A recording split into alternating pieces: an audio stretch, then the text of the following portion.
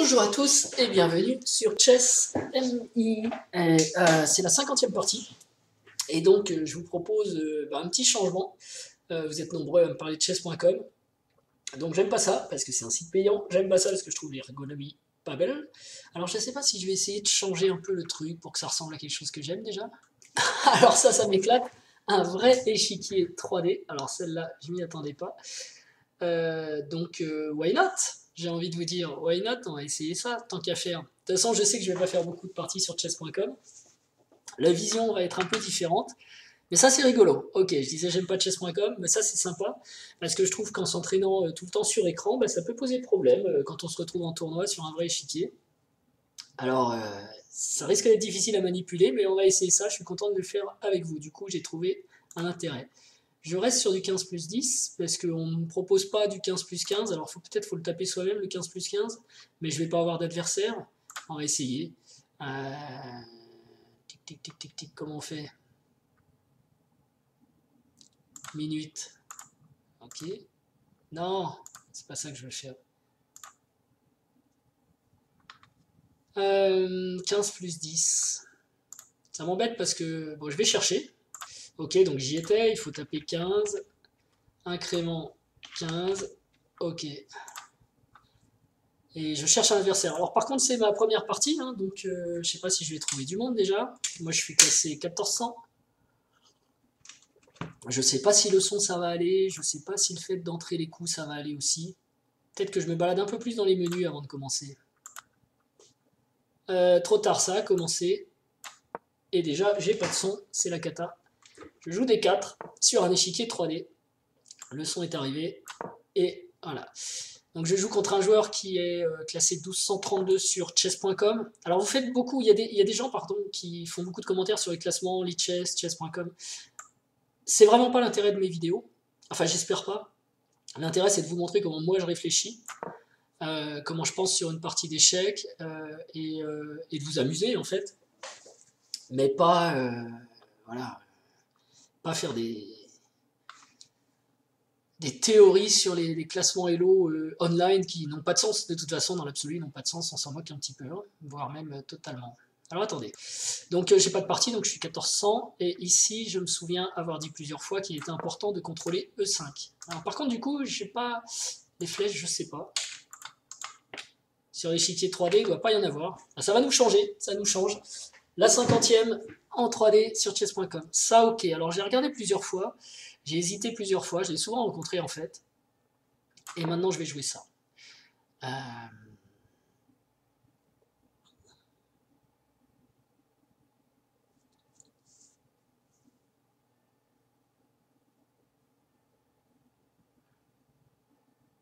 Alors pourquoi? C'est suite aux différentes parties que j'ai jouées. Alors là, j'ai pas la liste sous les yeux, donc je peux pas vous dire la numéro temps ou la numéro machin. Mais vous regardez, dans le titre, il y a London System.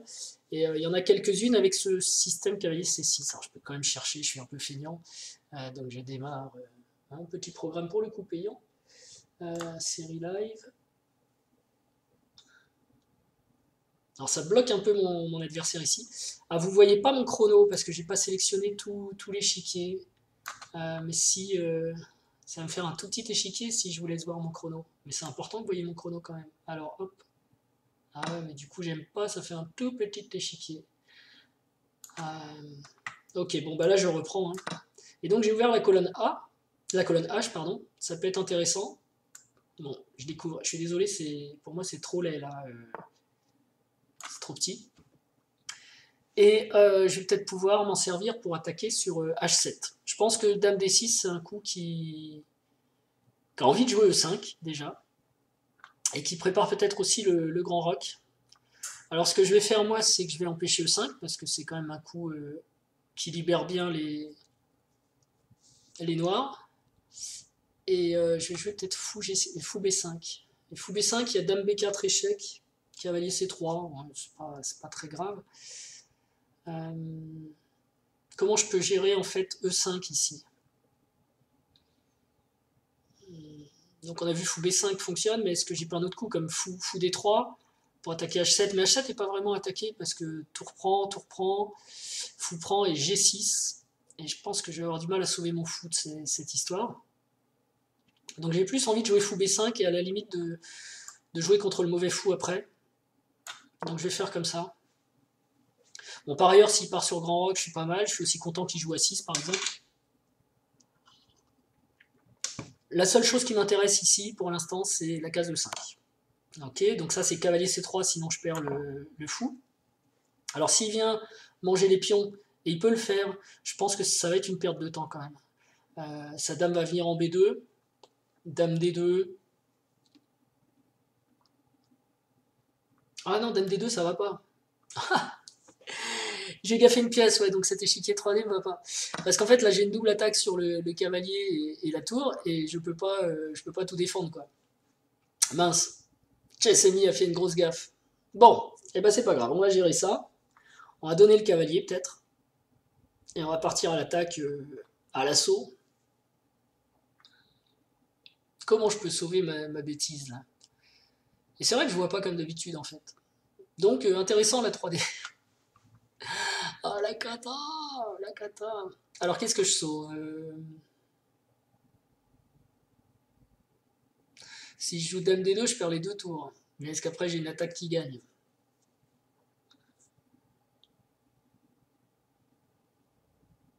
J'ai aucun moyen de sauver mon cavalier et ma tour. En même temps. Si j'ai un moyen, j'ai roi D2. Allez, on va le faire. C'est très laid. Alors ça, c'est énorme. Ok, bah voilà, on va faire ça. Hein. C'est énorme.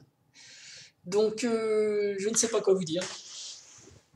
Alors, je vois déjà les commentaires du genre, tu vois, ils sont plus forts sur chess.com. Ouais, il y a plus de joueurs sur chess.com, mais là, c'est moi qui ai gaffé. Hein. C'est pas le joueur qui est plus fort. C'est moi qui suis plus faible. Il faut nuancer. C'est pas grave. Je vous ai dit, je vous montre toutes mes parties. Oups, pardon. Donc, du coup, bah, on va regarder celle-ci. Et voyez ma tête. Je rigole. C'est un jeu. Vous êtes mis dans une situation catastrophique, tout seul. Bah faut pas abandonner, jouez-la comme une partie handicap. Ça peut pas être pire, je suis mal barré. Qu'est-ce que je peux faire dans cette situation? Alors, concrètement, mon roi est très mauvais, mais j'ai des compensations, et j'ai perdu un pion, mais je pense avoir des compensations, j'ai quand même, en dehors du roi, une avance de développement, vous voyez, sa dame bouge encore, je vais peut-être ici pouvoir jouer tour B1 pour me développer encore, j'ai la colonne H qui est ouverte, j'ai cavalier E5 qui est intéressant. Il faut qu'il joue dame D7, je pense. Et je peux suivre par fou D7, pardon, et je peux suivre par dame F3 par exemple.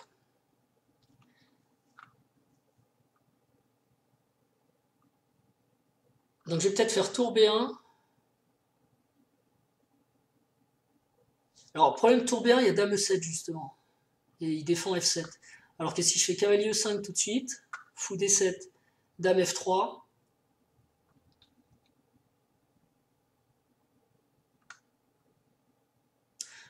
c'est peut-être mieux. Par contre, si je fais cavalier E5 qui fait A6, faut que je fasse fou prend, pion prend, cavalier prend.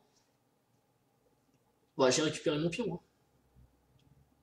Allez, on va faire ça. Et il peut faire cavalier D7 aussi. Cavalier E7, pardon.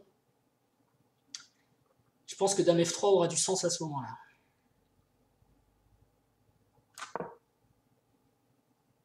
Attention, il veut jouer peut-être cavalier F6, cavalier E4, donc il faudra que je pousse peut-être F3. Parce que si cavalier arrive en E4, j'ai un gros problème, évidemment. Bon, là, je menace cavalier prend, pion prend, fou prend, échec, et je gagne la qualité, c'est reparti. On peut jouer. Donc il ne faut pas qu'il laisse faire ça. Fou D7, peut-être fou prend, et ensuite dame F3. Et si F6, dame H5. Alors sur fou D7, j'ai aussi cavalier prend D7, roi prend D7, dame F3 quand même. Menace toujours F7, mais il y a cavalier F6.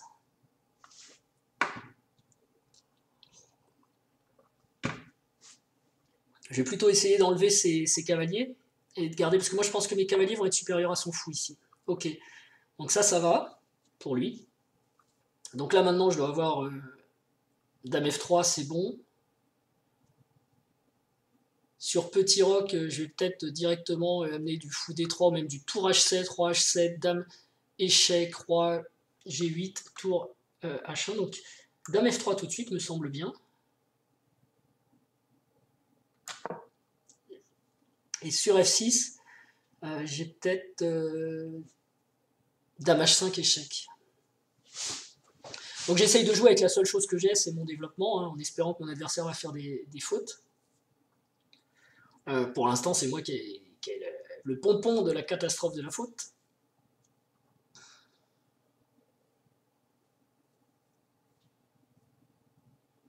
Et mes tours sont liés, donc finalement, si mon roi ne se fait pas menacer par des cavaliers C4, cavalier E4, ok, alors là, du coup, je regarde tour H7 tout de suite, parce que roi H7, dame H5, échec, roi G8, tour H1.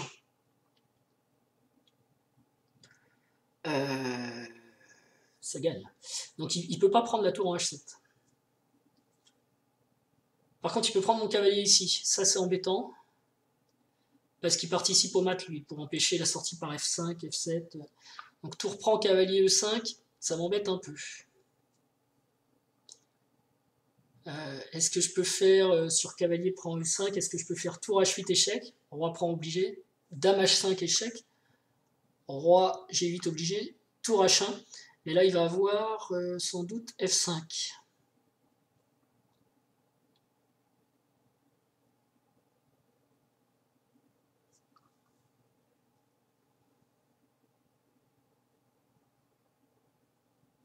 Ça m'embête de donner mon fou contre le cavalier ici.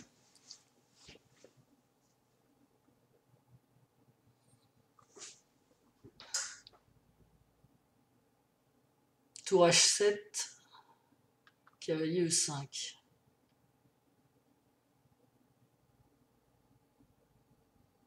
Ah, c'est quand même super embêtant. Et si je fais fou D3, il n'a pas vraiment de cavalier E5 parce que j'ai d'abord fou H7 échec, et après je peux reprendre, et là je suis content. Donc fou D3 finalement ça peut aller. Fou D3 il va jouer F5 ou G6. S'il joue F5, peut-être tour H7. Si cavalier prend, pion prend, roi prend, dame échec, roi G8. Le problème c'est qu'il sort toujours par F7.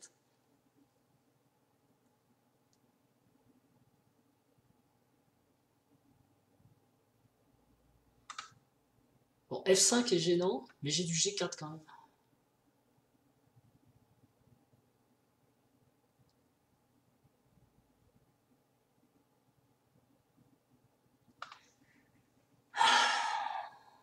Est-ce que ce serait pas du moment de jouer A3 ou tour B1 pour essayer de déclouer ce cavalier aussi? On va peut-être en avoir besoin dans l'attaque. Après, dame H5 direct. Dame H5 direct, ça oblige alors G6 ou H6. H6, enfin G6, on va tenter. Bah non, G6 ça marche pas, puisque c'est dame prend H7 mat. Donc c'est H6 forcé. Ça c'est intéressant quand il y a un coup forcé. H6 forcé. Et après. Cavalier G4. Menace, cavalier prend H6 échec, puis on prend, dame prend avec sûrement un mat. H6, cavalier G4. Comment est-ce qu'il défend H6? Il a peut-être cavalier F5.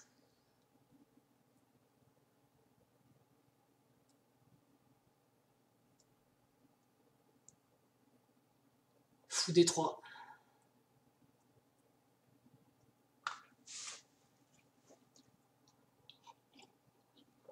Je suis à 9 minutes 30. Tour prend, je pense qu'il va pas prendre. Il va prendre en E5 et ça me pose un problème. Dame échec, roi G8, tour H1, F5.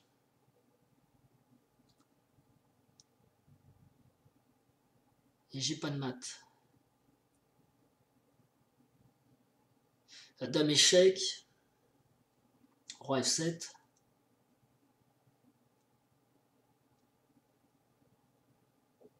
Pourtant j'ai le fou qui contrôle le 8, ça pouvait être intéressant ça, mais... Dame H5, H6, cavalier G4 est intéressant. Parce qu'on va voir cavalier prend, pion prend, dame prend. Et surtout, il prend pas mon cavalier E5.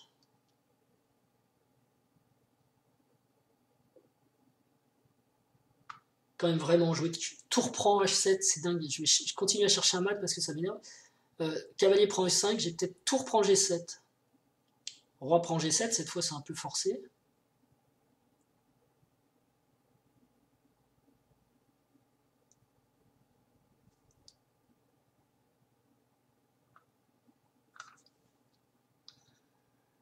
Dur.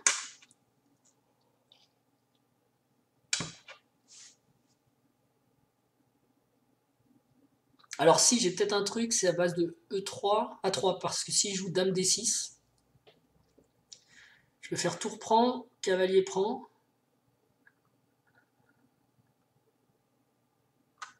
Tour échec, roi prend, dame échec, roi revient. Pion prend, menace la dame, il faut que la dame rebouge. Et ensuite tour... mais non, il y a toujours F5. Je suis sûr que tour H7 peut gagner, mais j'arrive pas à le faire marcher. Tour H7, roi prend. Enfin, j'ai dit cavalier prend d'abord, et... Ah, j'ai pas de dame... Tour prend G7, roi prend G7, pion prend E5. Menace dame F6, échec suivi de tour H1. Il y aura encore du cavalier G6 qui pourra tenir le mat. Bon, et si je joue fou D3, il va peut-être mettre F5 tout de suite.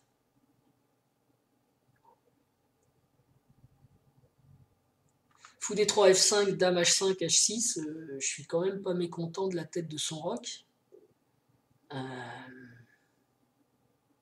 Cavalier G4. Allez, on va essayer ça. Il faut bien se décider pour un coup. On peut jouer G6 aussi. Mais sur G6, je pense que je joue tour H7. Il y a toujours cavalier prend E5.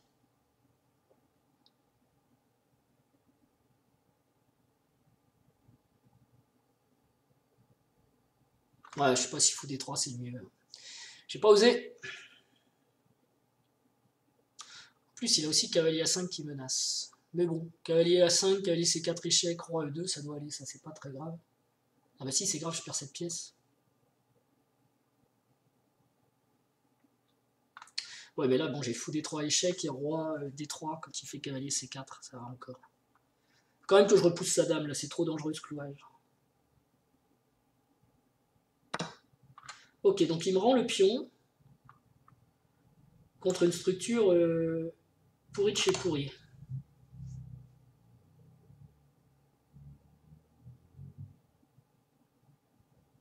Est-ce que je peux essayer de mater là? Roi H8, fou G6 échec, roi G8, dame H5. Et là, il n'y a plus de F5, c'est dame H7 mat après. Là, je suis désolé, je peux pas faire de flèche. Fou G6 échec de la tour, donc il peut rien mettre au milieu, donc il est obligé de jouer roi G8. Il me reste 7 minutes. Hein. Et après roi G8, je joue dame H5. Je menace dame H8 mat. S'il veut défendre dame H8, il faut qu'il prenne le cavalier, mais j'ai dame H7 mat aussi. Il peut pas défendre en fait les deux. Et s'il fait F5, pour essayer de sauver son roi, mais j'ai le fou qui contrôle F5, donc ça mate aussi. Et donc dans ce cas-là, sur fou G6, roi G8, dame H5, il faut peut-être qu'il essaye un truc à la barbare comme dame prend C3, mais je vois pas de... Donc échec. Je peux même le forcer encore plus, parce que sur roi H8, je peux jouer tour H8 échec, roi prend H8, dame H5 échec, roi G8, et dame H7 mat. Donc c'est encore plus direct ça. Et ben vous avez vu, il ne faut pas se décourager quand on fait une gaffe. Il y a toujours moyen, enfin il y a toujours moyen, non. Mais il faut pas se démobiliser, il faut jouer. Et j'aurais pu perdre beaucoup de points. C'est une belle, en fait c'est un sacrifice théorique ce truc hein, que j'ai fait. Échec et mat en H7. Donc c'était la première partie sur chess.com. Alors je ne sais pas si je vais garder l'échiquier 3D parce que il est vraiment petit pour moi visuellement si je vous mets ma pendule dessus, là, comme ça. Donc ça, c'est pas super pour moi. Mais sans la pendule, je pense que c'est pas super marrant pour vous non plus. Je sais pas trop où mettre ma tête non plus. Euh, bon, je sais pas si je vais faire beaucoup de parties sur chess.com parce que j'aime bien les chess. Mais bon, là c'était marrant sur un échiquier 3D. Énorme gaffe au départ, super rigolote. Alors l'autre truc qui me gêne en fait dans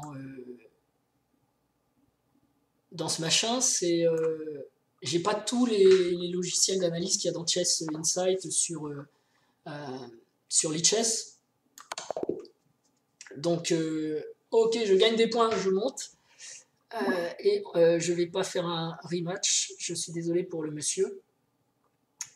Je vais quitter puisque j'ai fait la vidéo, je vais analyser la partie rapidement parce qu'elle n'est pas d'un intérêt monstrueux.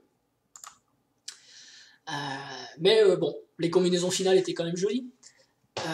Allons-y pour l'analyse, je vous remercie, j'espère que... Dites-moi ce que vous en pensez de cette interface, de chess.com, de Lichess, dites-moi, lâchez-vous, dites-moi tout ce que vous pensez. Ne parlez pas trop de mon jeu là, parce que par contre, Fou B5 c'était pas le coup de l'année, et Fou B5, cavalier C3, mais plutôt voilà sur ces aspects. Est-ce que ça vous intéresse plus, moins, pourquoi? Voilà, dites-moi, ça m'intéresse de savoir quel est votre feedback sur ce qui se passe ici. Sur ce, n'oubliez pas de vous abonner, ça se passe à peu près sur mon visage, et de regarder d'autres vidéos que je vous propose à côté. Ciao!